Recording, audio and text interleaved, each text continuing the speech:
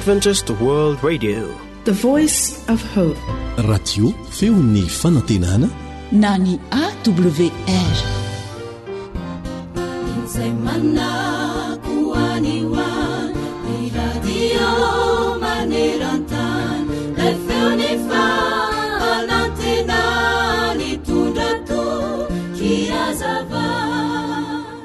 Tezitra ny mpanjaka indray andro ka hoy izy tamin'ny vahoaka: voasazy avokoa nareo rehetra ka tsy maintsy handray sy hitondra izay azo fijaliana manandrify anareo avy, ary andeha hamakivaky ry tany malalaka be eo alohanareo ry ka miakatra amin'io tendrombohitra io. Izay no sasy. Milanja izay azo fijaliana manandrify anareo avy ianareo ka hamakivaky n'izany tany malalaka be izany. Mitovy avokoa ny lanjan'ireo azo fijaliana rehetrareo izay miandry anareo eo, koa aoka samy andray araka izay tandrify azy dia mirosoa raiso ny anjaranareo. Dia samy nandray ka lanja izay anjara hazo fijaliana tandrify azy avy ny tsirairay. Dia samy nandroso namakivaky ilay tany malalaka sy hiakatra ilay tendrombohitra ny rehetra, ka navesatra tamin'ny olona ilay azo fijaliana. Mila tsy ho zaka ny any sasany, vao mamindra kely dia midrosona ny maro. Didididi sy vitarainana no re nanerana n'ilay tany malalaka, ny toloko sy ny tomany ny olona. Na izany aza dia nisy vitsivitsy ihany to tsy naninona kory ny fijery azy. Maivana taminy mitondra ilay azo fijaliana, ka vetivety foana dia tonga teny amin'ilay tapy tendrombohitra izy. No tonga teny anefa ary izy ireo dia hoy ny mpanjaka taminy: tsy vita ny herin'ny tena samirery ny mitondra ny anjara azo fijaliana. Ny anareo anefa to maivana taminareo, koa herin'ny inona no nanampy anareo? Herin'ny maizina sa herin'ny mazava? Anao io mba mamaly fanontaniana? Herin'ny maizina hoy izy, ary ny anao herin'ny mazava?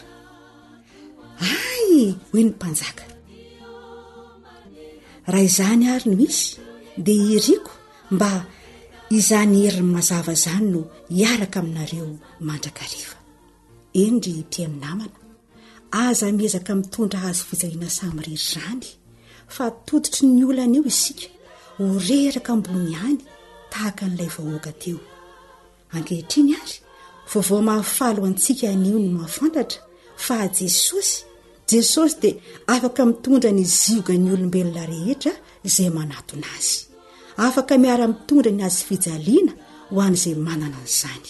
Mampahiry antsika mihitsy ny tenin'Andriamanitra ao amin'ny Mateo 7:20.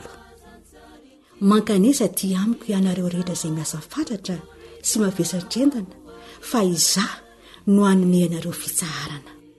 Entony ziogako ka mianara amiko, fa malemy fanahy sady tsy miavona am-po aho, dia ahita fitsaharana ho an'ny fanahinareo ianareo. Fa mora ny ziogako ary maivana ny entako. Miteny ny baiboly hanisan'andro no fonaina, raisoao am-pofaza malaina, fartomotrany andro izao.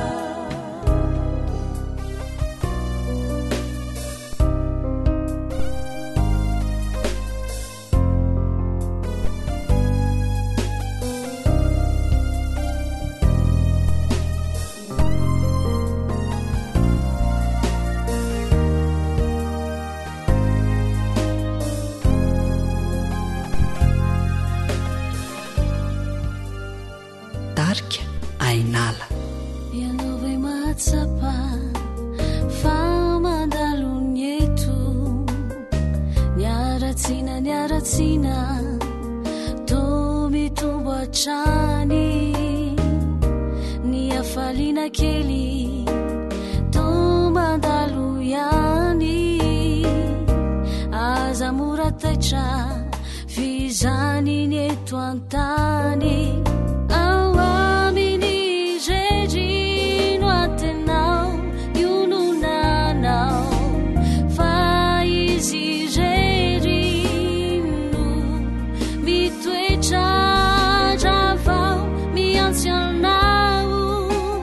Easy de manje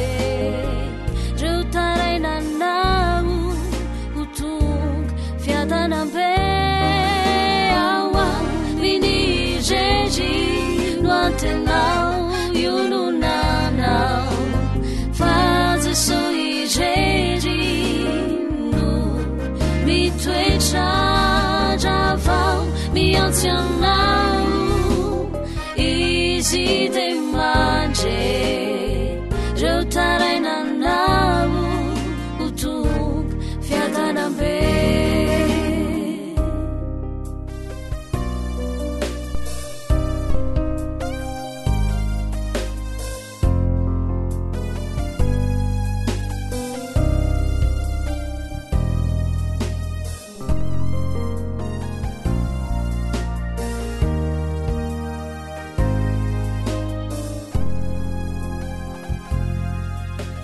AWR zay lay onjany fanantinana renao atraizatraiza antsoantso sy taraina fa hantrana sy alaelo to mitombo atrany ny afalina kely teo fona ihany aza moragaga fizany ny eto antany awamini jeji no antenao yununanao fazeso ijeji no mitoetrajavao miantsianao izy de manje reo tarainanao utuk fiatanambe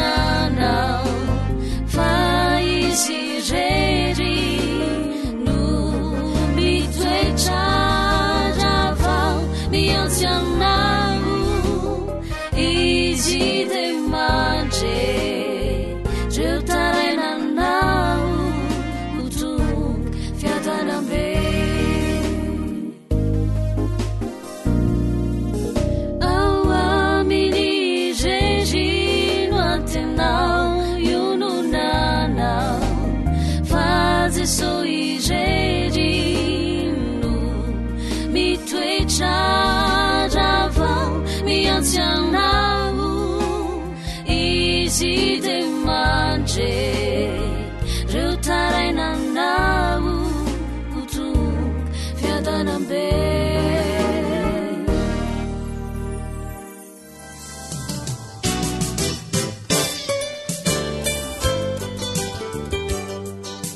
harena ny fahasalamako alio misoroka toy izay mitsabo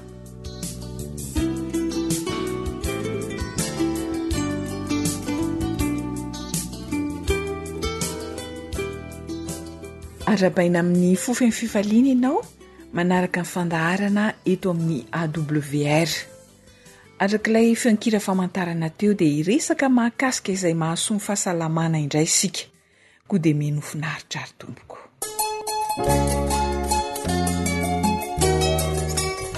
inona no ifandraisany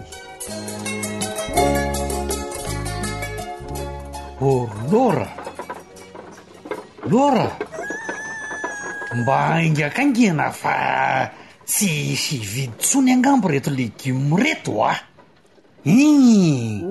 fandraso kely vetivety fotsiny sisy fa inona ihany le reto zao ataonareo ao zao lozako ianao marina mo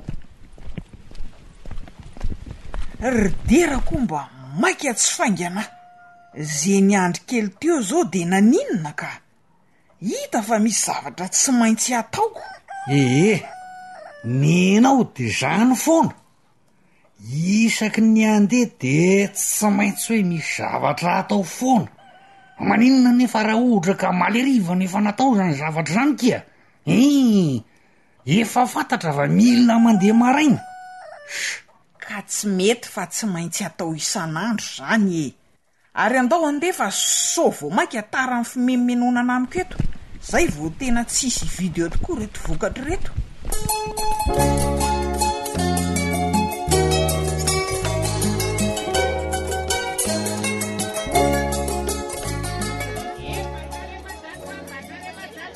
tena mba tsara kosa mitsina androandro lora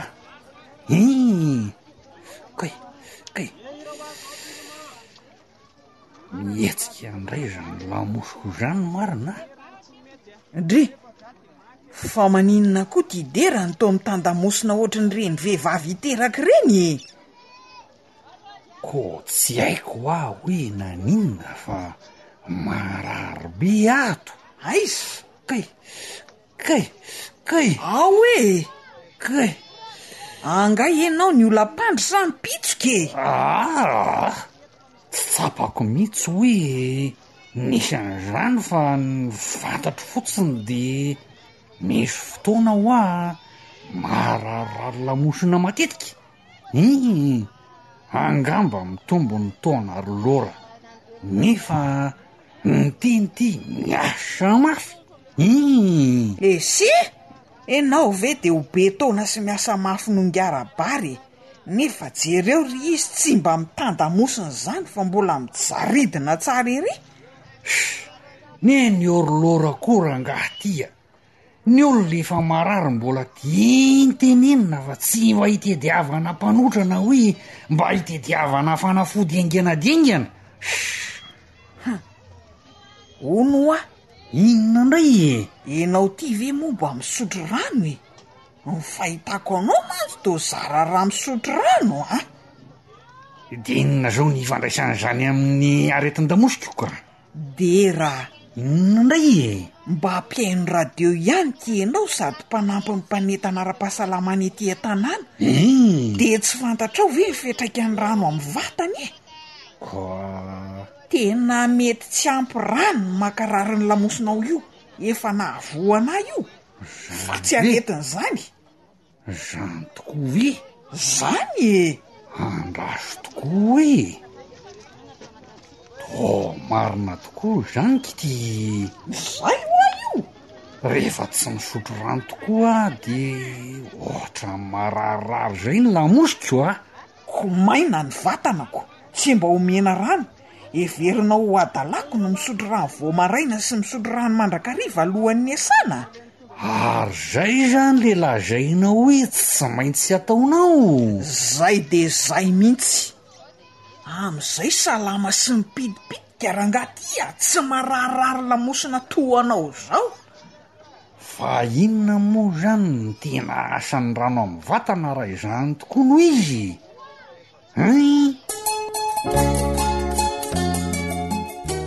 tantara nosoratany zoanitra no narahanao teo nandrenesanao ny mpanoratra sy rila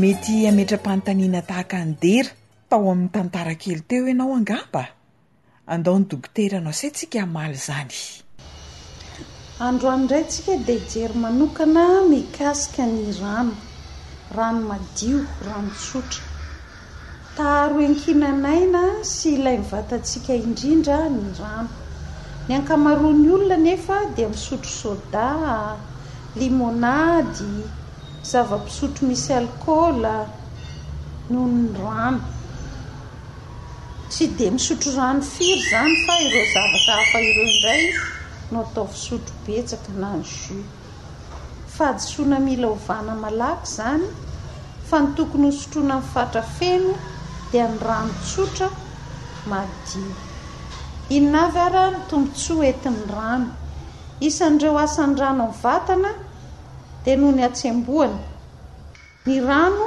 dia mandray anjara ny fampihenana ny hafanany vatana mivatsy oxygène ny rano glucide sy tavy ilaina amin'ny fiasan'ny nofotra ihany koa mamoaka loto toy ny carbone na acide lactique koa ny rano manamando ny vanitaolana sy mamelona ny sela miara-miasa amin'ny fanatsarana ny asan'ny voa ihany koa ny rano no mandrindra ny fikorianany rà manampy amin'ny fiforoanany rora sy ny ranomaso mahatonga ny souplesse amin'ny vatana miditra ntsehatra ny fandrindrana ny hafanany vatana ihany koa ny rano ary mampitony ny nera na ny ozatra ihany koa ny rano.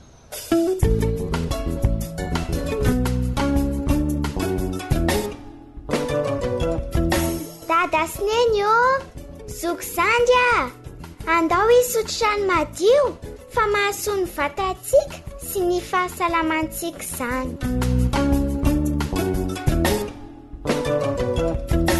Dia samy mazoto misotro rano ary fa mahasoa ny fahasalamantsika tokoa izany.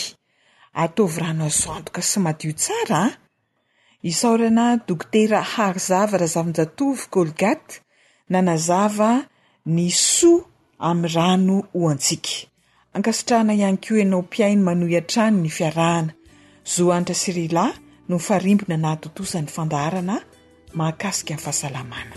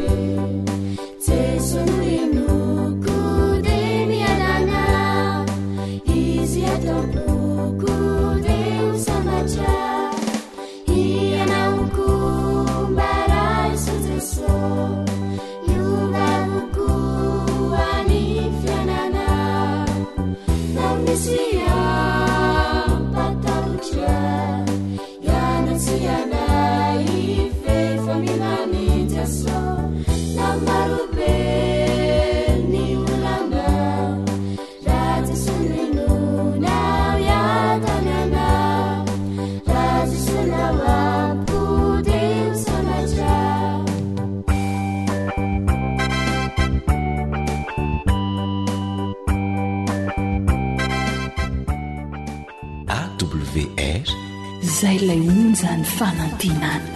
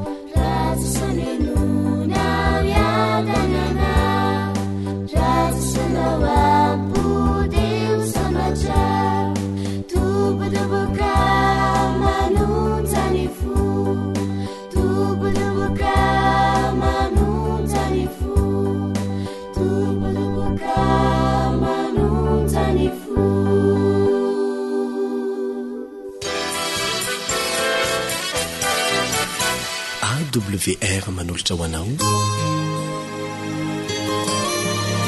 feon'ny fonantenana.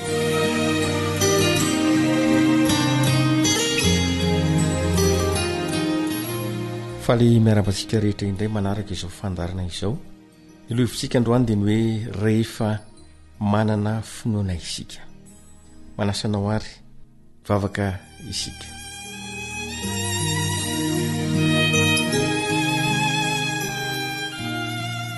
Sotra tompony amin'ny tombontsoa manokana menonay afaka hiantra ny teninao amin'ny teny ity. Ianao ny vavakay ary mety isy teny aminay. Ka ingany ny tokantrano izay manaraka izao fandarana izao dia hofeny fahasaovana, hofeny fitahiana ary ny fahazavany voninahitra ao no anazava ny trano izy ireo. Anaran'i Jesosy. Amen.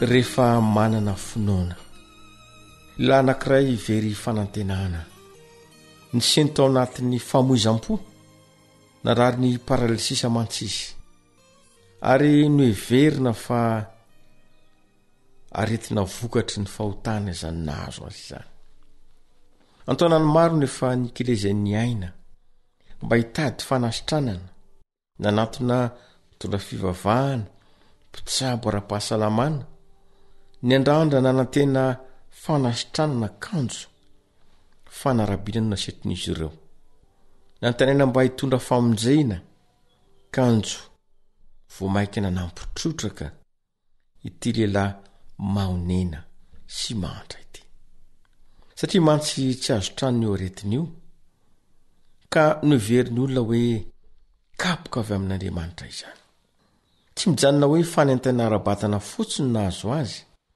fa faharesena ara-panahy ihany koa satria tena nanindro mafy azy ny filazana hoe kapoka avy amin'Andriamanitra io ka tsy azo tranony aizo nahitana vahaolana efa mba ela ihany nandrenesana an' Jesosy izay nitondra fanamevana ho an'izay olona tojo azy ary tsy nandatra na nanome tsiny fa namela heloka tamin'ity indrindra no eniny fa nandalo ny toerana misy azy Jesosy izao masy ny voalaza amin'ny Marka 4:1 Marka 4:1 dia ny hoe ary no niditra tao Kapernaoma izy rehefa afaka andro vitsivitsy dia reny fa ao an-trano izy ny tranon'ny Petera no ambary eto feno fanantenana ilay marary ny paralysisa ary vonina koa hitondra ny fiainany rehetra ho an'i Jesosy ary tsapany fa famelan-keloka ho azy ny fandalovan'i Jesosy ka voavaha ihany ny olana tsy nahatafandrimandry Israely izay indro tapaka ny heviny fa andeha nantona an' Jesosy nefa amin'ny fomba hoana malemy mantsy ity lehilahy ity ary soa ihany fa mbola misy olona azo ny angaviana hitondra azy eo amin'ny mpamonjy dia izao ny voalaza amin'ny Marka 4:3 tapany voalohany dia nisy nitondra ilay marary ny paralysisa teo aminy feno fifalian'ilay marary satria ho tanteraka ihany ny faniriana hatry ny ela ary ho voavaha ihany ny olana nahazo azy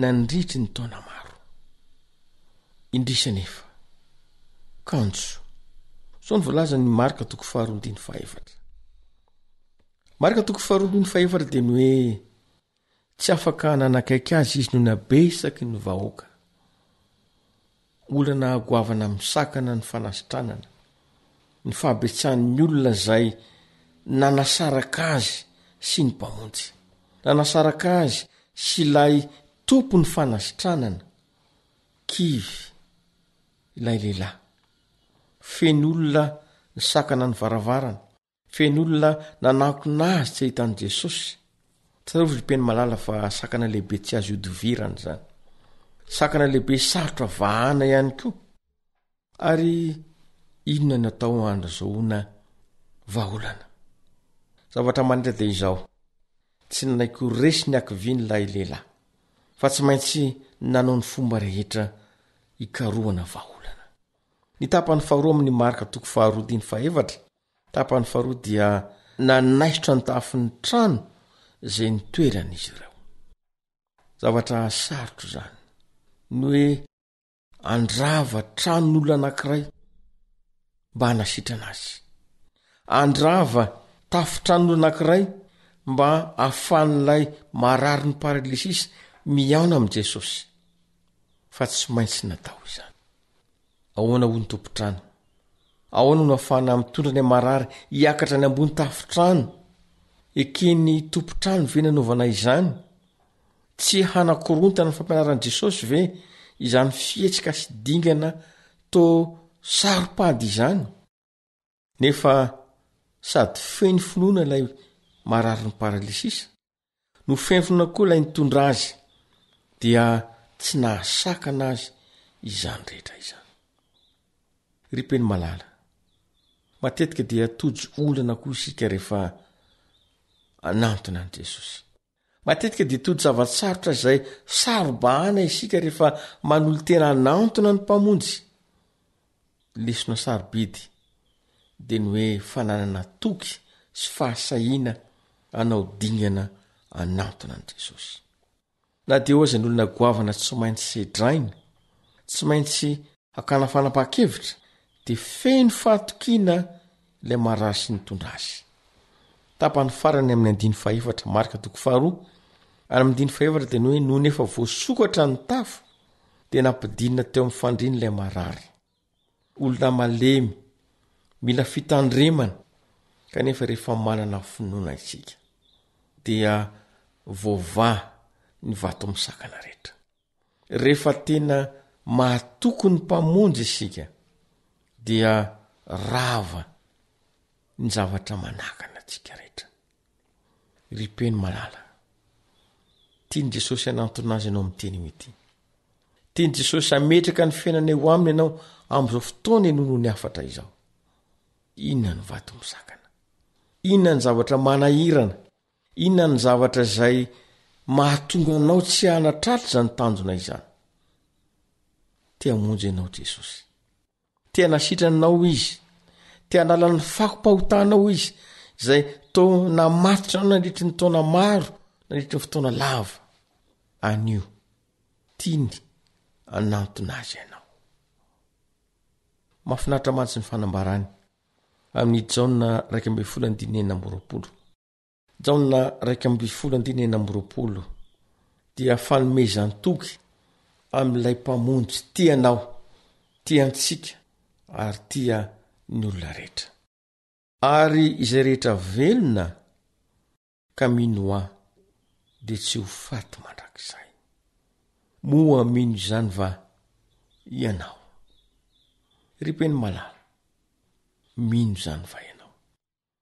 Mino venao fa ty mpanavotra sy mpamonjy miantsonao androany ity dia afaka mahany olona rehetra amin'ny fiainanao, afaka nala rehetra izay rehetra mianjady aminao ary afaka hamadika ny pejy ny fiainanao ho lasa pejy ny fandresena. Mbola tsy tara ianao androany, mbola tiany ianao nanolo tena aminy ty anio ity. Meteza anantona azy ivavaka isika.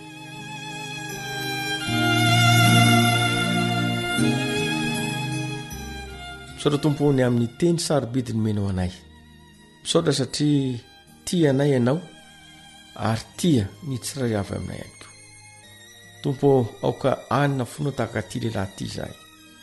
Ne ho aza zava-misakana, ne ho aza zavatra manahirana dia mino fa voavahanao zao ny rehetra.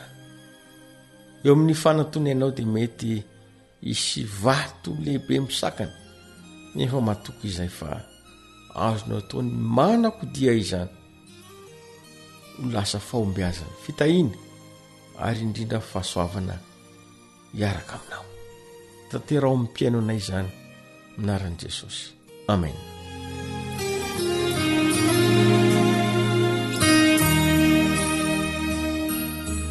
Misaotra anao ny mpiara-mianatra aminao ny pastora Andrianjafy Ramamy Silvestre tamin'ny fotoana sarobidy ny rahana teto mirary soa sy ny fahazahoan'ny tompo. Amen.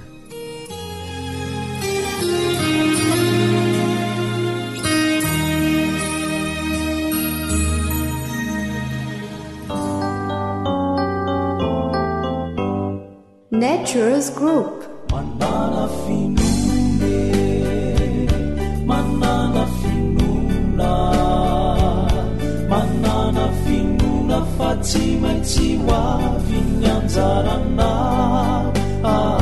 Dia mino fotsiny any, mino fotsiny any, mino fotsiny fa tsy maintsy ho tafita ny tanjona. Manana finune, manana finuna, fa tsy maintsy hoaviny anjarana dia minofotsiny any minofotsiny any minofotsiny fa tsy maintsy tafita ny tanjona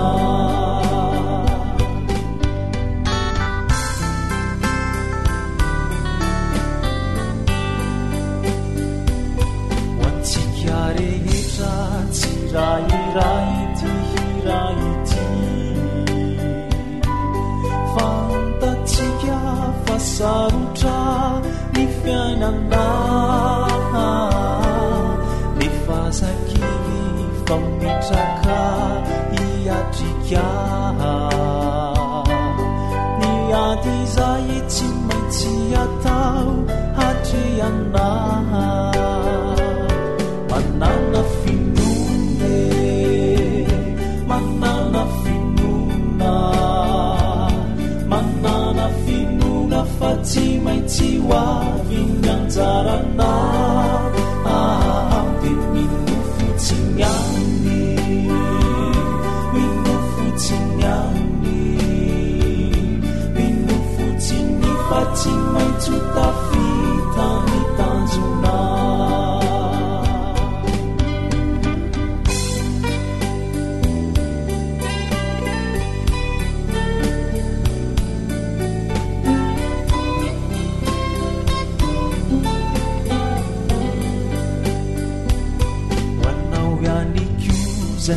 laukivika hamuifu wetututri miadi siunulana marute mivakilu isamutsaruri fanula kivide mihamaleni nefani adi tsimaitsi atau kahaguni ni heri manana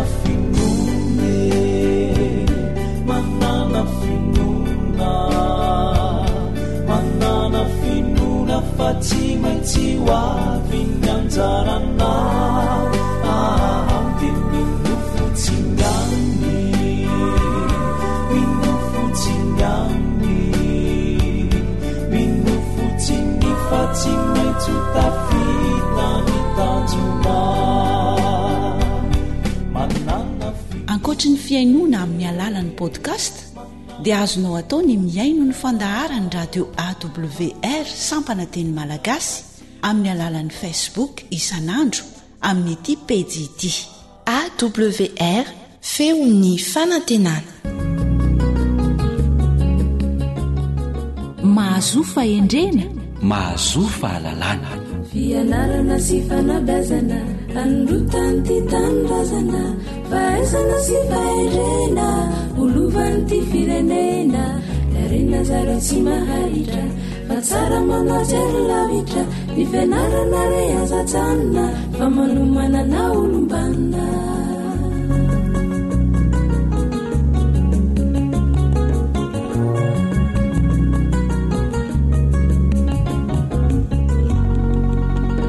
eny ary tonga eto amin'ny fandarana fanabiazana indray sika koa eto am-panombolina dia tsy hanao tahaka ny donakafonanala kely izahay kirakira zao fandarana zao ka avy hatrany dia ny mivonana fa manolotra ny arahaba ho solom-pifandraisan-tanana aminao mpieno koa dia arahaba tsara arahaba soa ho ampiky ny sosiny tsara ny sika menakafy ho ambinina amin'izay atao mandrakariva miarabanao na manarilahy anterina ny araba izay nentinao teo na manajoelantormisa miaraba anao mpiaino izahay eto dia mirary soa anao mpiaino ihany koa mirary ny fitahiana sy ny fanambinana ho an'ny sambaravarana izay mare izao onja-peo maminao izao miarabanao na manajoelantormisa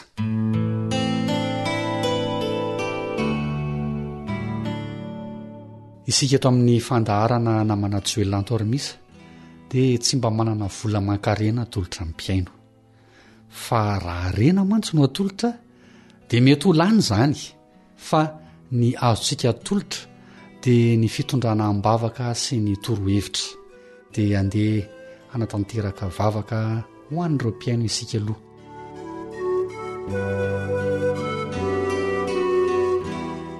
ivavaka isika ry jehovah rainay eo izay tsara sy masindrindra izay ny an-danitra manolotra amin'ny fisaorana feno ho anao izahay no ny tombon'andro mbola omenao anay ny voninahitra sy ny aja izay efa anao hatry ny taloha ankehitriny ary mandrakizay dia ho anao irery any mamindrafo aminay no ny tsy famendrehanay sy ny nanaovanay izay tsy mifanaraka tamin'ny sitraponao Jesosy Kristy tomponay eo diovy amin'ny rasoanao izahay dia aoka ho vita fihavanana aminao mandrakariva koa ankehitriny dia mangataka izahay mba hitahina ny tokantrano rehetra indrindra izay mandreza onjam-peo zao mba ho tokantrano hanjakan'ny fankatiavana ho tokantrano hanjakan'ny fifandeferana ary ho tokantrano isy ny fifamelan-keloka mandrakarivany ny tokantrano tsirairay avy ka hitoerany fiadanam-po eo anivon'ny fianakaviana tsirairay avy ary ingany mba ho fianakaviana ifampitantana makany an-danitra izy ireo ka raha ho avy any amin'ny raolanitra ianao Jesosy Kristy dia mba tsisy ho raraka tany ene izahay rehetra fa mba andova ny fiainana mandrakizay dia tonoana ny vavaka noho ny anaran'ilay mpamonjinay dia Jesosy Kristy amen.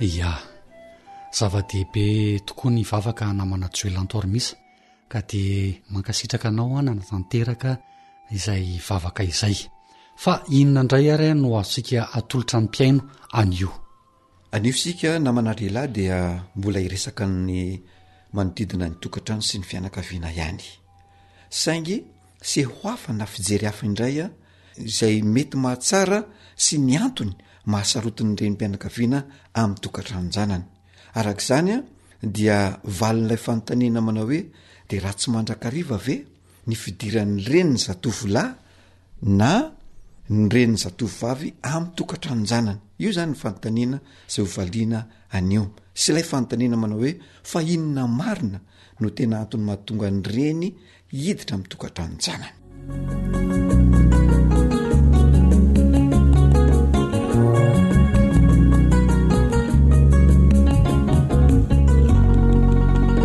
eto zany isika dia tsy avetrany dia amaly hoe ratsy na tsara ny fidiran'ny reny amin'ny tokantranonjanany fa efa nisy ihany ny resadresaka zay ny fampiresantsika tany amin'ny fandarana tany aloha fa ndeha hijery lafin-javatra ray hafa aloha isika izay mety ahafahantsika manatsoaka tsokevitra anankiray le hoe mahatsara na maharatsy izany zao mantsy ny reny no akaiky ny fon'ny zanaka kokoa no ny ray ary manana hery miasa mangina amin'ny fanabeazana ny zanany zany ny reny no nanana ilay roy tamin'ny zanany fony ilay zaza mbola tao amboaka ny reny no nampinoan'ilay zaza ilay reny no ny trotro sy ny babyilay zaza matetika ilay reny no lazaina ihany koa fa ny sotro ny rano tsy tiana ny tonda sy volana ankibo ny ankindrindry ny rery izany hoe tena mafy be zany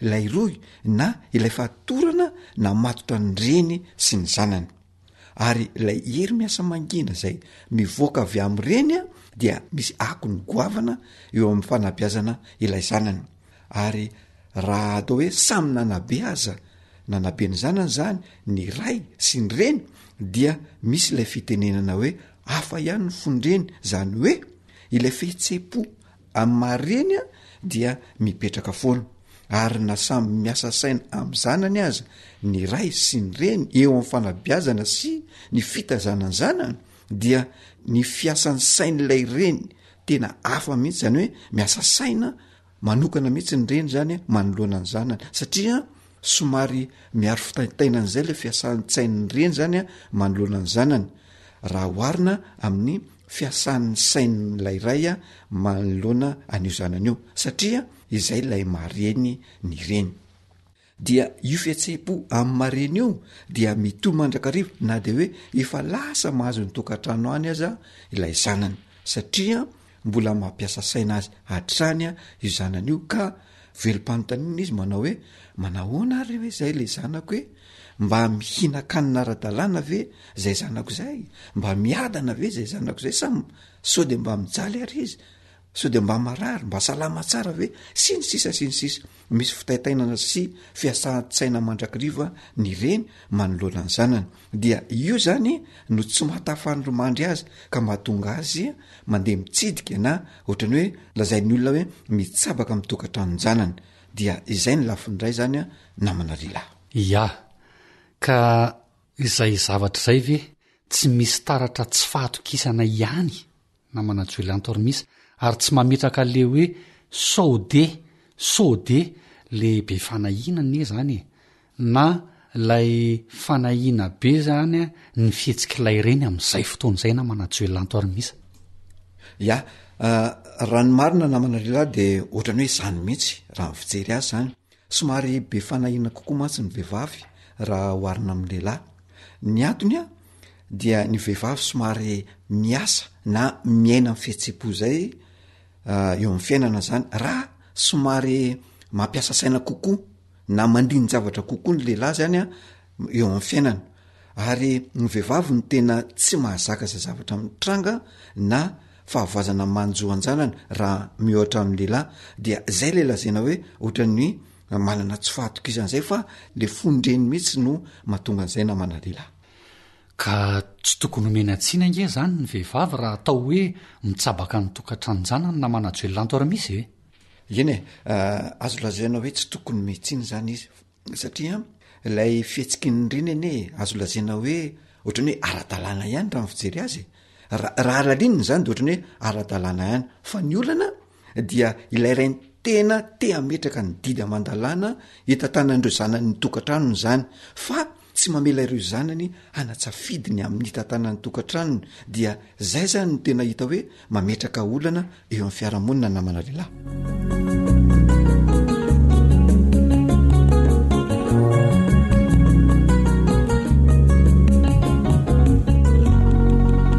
Fa ankoatran'izay voalazanao teo zay namana joelantormisa, le hoe fihetse-po vokatry ny fiasana saina eo amin'ilay reny zany, de inona koa no mety hoe mahatonga ny reny sasany a hitsidika sy hiasa saina amin'ny tokatranonjanany? Ya, ny mety ho antony zany namana lehilahy, antony faharoa mety mahatonga ny reny hiasa saina amin'izay de ny fahitan'ilay hovadiny zanany mandritra ilay fotoana fizahan-toetra.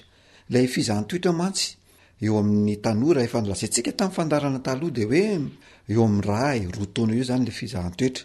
De ao anatin'io fizahan-toetra io a de mifankahita matetika zany a ilay reny sy ilay hovinatony. Ka raha hitan'ilay reny fa mbola zatovo na tanora fanahy loatra ilay hovinatony, dia teraka eo koa ilay fiasana saina, ka mahatonga azy hitsidika matetika ny tokatranon'izy roa kely a mandra-pahitany hoe efa matotra tsara ilay vinatony. Ny fitsidiana izay ataon'ilay reny na iray aman-dreny arak'izany de tsy hoe fitsabahana, fa mameno izay tsy feno a araka ny fahitany azy, zany hoe manampy ny afatrafatra sy ny resadresaka izay tsy vita tamin'ireo mpivady kely ireo a fony izy teo ambany saokany iray aman-dreniny. Ka eto zany izay hita fa tsy ampy teo amin'ny fanabeazana izay nomeny ray aman-dreniny ho entina miatrika ny tokatrano eo amin'ireo zatovo ireo a no tena omeny ireo ray aman-dreniny ireo. Mety hoe ilay zatovolahy no tsy ampy ny fanabeazana izay hazony, satria tsy vitan'ny ray aman-dreniny nametraka izany fanabeazana zany ho amin'ny fiatrehana tokatrano. Mety ihany koa ilay zatovovavy no tsy ampy ny fanabeazana arak'izany, na koa mety ho izy roa mihitsy no tsy ampy ilay fanabeazana izay nomeny ray aman-dreny azy arak'ilay voalazantsika tany aloha zany. Dia eo zany a no mahatonga n'ilay ray aman-dreny hitsidika, satria mbola hita hoe mbola tanora fanahy loatra ihany koa ireo zatovo izay mitokatrano ireo, ka mila mbola ametrahana ilay afatrafatra isan-karazany, ka mahatonga ny ray aman-drenin'izy ireo anatanteraka ilay fitsidiana matetika. Fa lafiny zavatra mety hiseho ihany koa namana joelantormisa de lay toetra ny janany mihitsy no mahatonga fiasan-tsaina ho an'ny ray aman-dreny sasany, satria fantany tsara ny le toetra ny janany, ka matahotra izy ireo amin'izay fotoan'izay a sao sanatria mampijaly zanak'olona any le zanany ka matetika ataontsika hoe ny renin'ilay zatovolahy no tsy mandry sainany amin'izay mety ho fihetsika ilay zanany lahy rehefa ninivon'ny tokantranony. ia tena marina mihitsy zany namana rylahy satria tena zava-misy marina tokoa zany. Misy tokoa ny zatovolahy no mampijaly vady, misy ny zatovolahy no moratratra ny fangatsiam-pitiavana, misy ny zatovolahy no tsy mitondra fahatsarana eny anivon'ny tokantranony ka mampiasa sainany ray aman-dreniny. Ary matetika rehefa tratran'izany ilay zatovavy dia io tokoa ilay mampitaraina azy a any amin'ray aman-dreniny, na misy mitaraina any amin'ny rafozany mihitsy izy ireo a namana rylahy mba hoe mba teneno ny zanakareo lafa ohatr'izao ny anovany ahy, mampijaly ahy izy, tsy mampidiboly izy, mamony izy, sy ny sisa dia mitaraina izy satria tsy mba manome hafaliana azy zany a, tsy manome fiadanam-po azy a ilay vadiny, mamono mamilava ny sasany sanatria misy ny tsy mampidibola ao atokantrano sy ny sisa, misy ny alipody be de be ny sehon-javatra zay hitarainany zatovavy ampiariny ny vadiny aminy. Lehilahy ohatran'izay zany namana rylahy dia fa nilasantsika tany amin'ny fandarana tany aloha hoe lehilahy tompo-toerana fotsiny fa tsy tompona andraikitra, tsy misy rafitsaina, tsy mitondra fahatsarana eny anivon'ny tokantranony, ary indraindray rehefa manao toy izany ilay lehilahy ka mahatsapa fijaliana ilay vehivavy, rehefa elany aretana izy dia lasa mitady fahafinaretana ny velan'ny tokantrano ka manjary ilay tokantrano mihitsy no voahosihosy. Ka mba hisorohana izay trangan-javatra izay a no antony mahatonga ny ray aman-dreny ihany koa hitsidika ny tokantranony zanany satria efa fatany ilay toetran-janany, indrindra ireo ray aman-dreny izay atao hoe mahafantatra n'ilay toetran-dranany zany ka mandray ilay vonatony ho toy ny zanany ka makarary fo azy mihitsy ny manjoany io vonatony io amin'izay fotoan'izay, na dia ilay zanany aza no mampijaly ilay vonatony.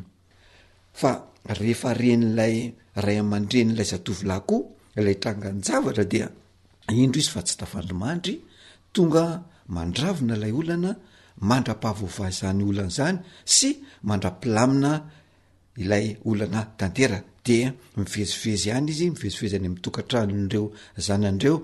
Zany ray aman-dreny zany no atao hoe ray aman-dreny tompona andraikitra, manana rafitsaina ka tsy tafandrimandry amin'ny tsy fetezan-javatra. Zay no fijery miabo amin'ny ray aman-dreny tahak'izay namana rylahy. ia raha bangoina zany na manatsoelanto arymisa dia azon'ny ray aman-dreny atao tsara mihitsy zany a ny mitsidika ny tokantranonjanany raha to ka tsy fitsabatsabahana ny tokantranonjanany a ny antondian'izy ireo any, fa mba hitondra fahatsarana, hitondra fisorohana ny olana raha sanatrika misy zay, ary hitondra vahaolana indrindraindrindra sy fandravonana ny olana zay mety misy a raha toka miaina izany olana zany a ilay tokantranonjanany.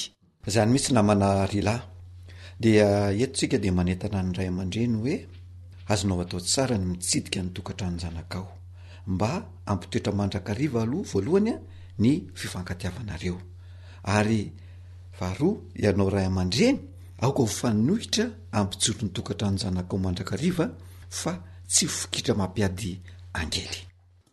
ia eo amin'ny fanateram-body ondry namanajoelanto arymisa dia misy an'ilay fitenenana manao hoe fonjazalahy natakalo fonjazavavy. Arak'izany dia raiso toy ny zanakao ny vonatonao ry ray aman-dreny namana isany. Aoka tsy ho raisina ho toy ny olo-kafa mihitsy izy, ka raha sanatry tojo olana izy ireo eo amin'ny tokantranony vokatry ny nataony zanaka nateraka ao dia ampaherezo izy, atanjao ny sainy.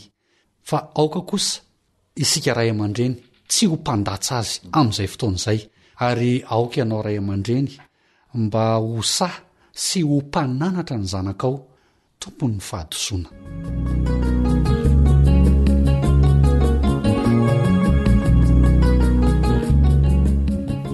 Dia izay indray no masaka azonatolotra anao androany, ka raha sitrapon'Andriamanitra dia mihoana eto indray isika amin'ny manaraka ametraka ny mandra-pitafa ny namanao joelona antoarymisa sy rila veloma tompoko AWR téléphone 034 06 797 62 033 37 106 13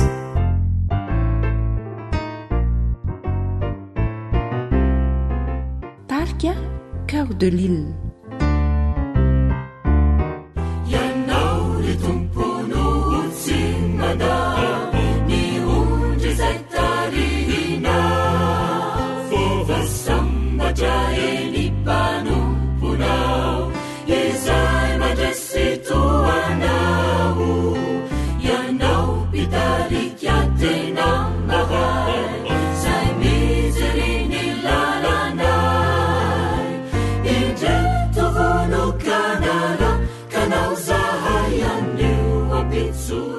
AWR zay lay onjany fanantinana ianao ry tomponotsy manda ny ondry zay tarina fova sambatra eny mpanomponao izay mandresy toanao ianao pitarika tena mahay zay mijery ny lalana indre tovonokanara kanao zahay anio ampitsoratry zay hamisy ondry zay maniry latsy fandemany mbalidy ampio ny tompo malalasatry andrapakireo bibity omba tantano fazafo ifefady solalana kambatoro hamisy ondry zay maniry latsy fandemany mbalidy ampio ny tompo malalasatry andrapakireo bibity omba tantano fazafo ifefady solalana kambatoro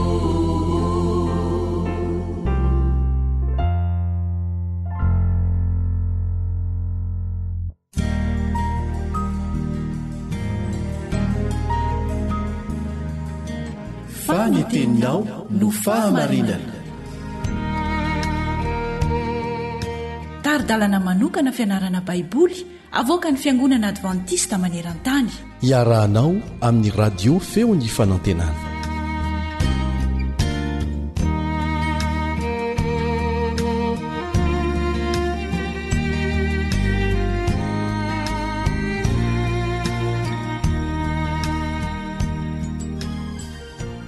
manasanao anoho ny fiarantsika mandalina ny afatry ny bokin'ny Hebreo ho an'izao andro faran'izao ho fantarintsika anio ny andro ampiorohoron'Andriamanitra ny tany aman-danitra manasanao anaraka izany hatramin'ny farany ny mpiara-mianatra aminao Kaleba Andretsikivy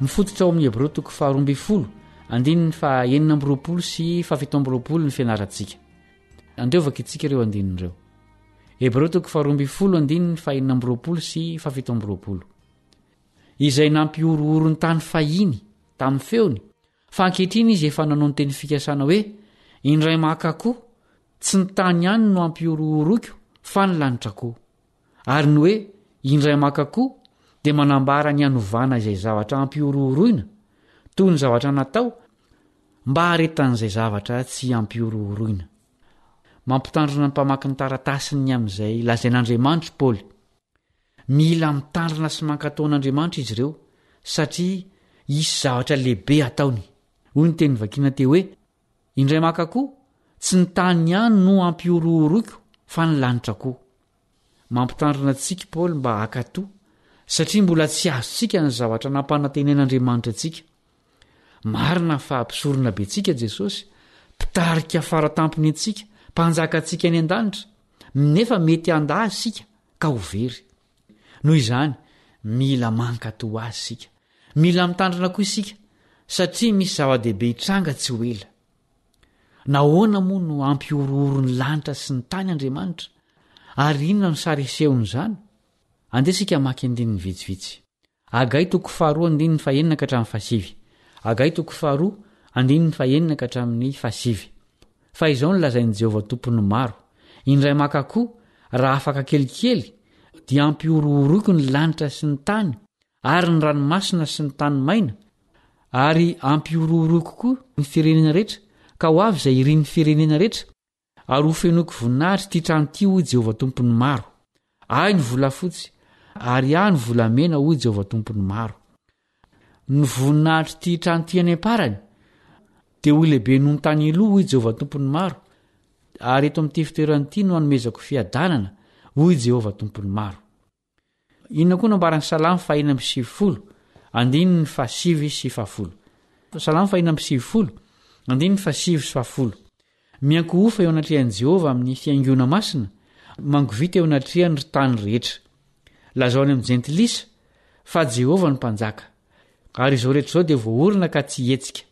Hitsara ny olona amin'ny fahamarinana izy.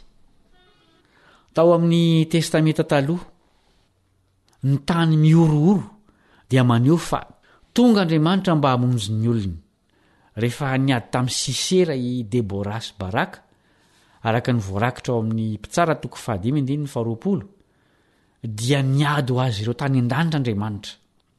Naseho tamin'ny ororo tany mahery vaika ny herin'Andriamanitra. Miorooro ny tany sy ny tendrombohitra rehefa tonga nampy ny olony Andriamanitra. Hitantsika nitranga matetika tao amin'ny testamenta taloha zany sary zany rehefa nanafaka ny olony tamin'ny fahavalon'izy ireo Andriamanitra. Noho izany, ny fioroorony tany dia maneho fa tonga ny fotoana hitsaran'Andriamanitra sy hifehezany ny olona eto ambonin'ny tany.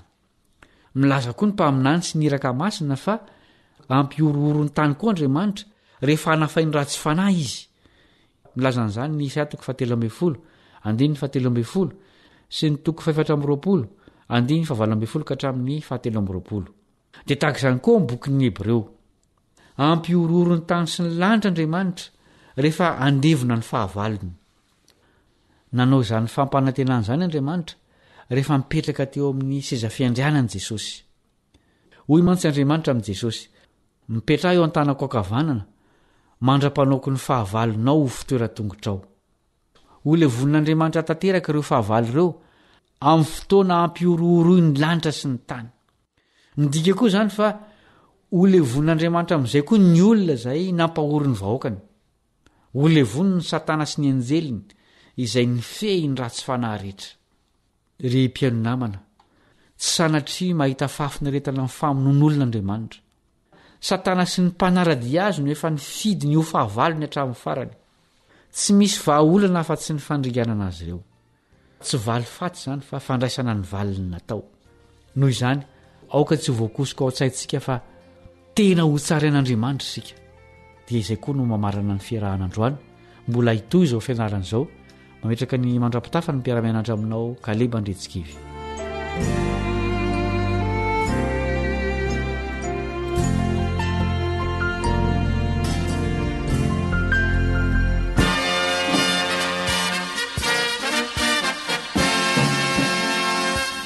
Adventist World Radio, The Voice of Hope.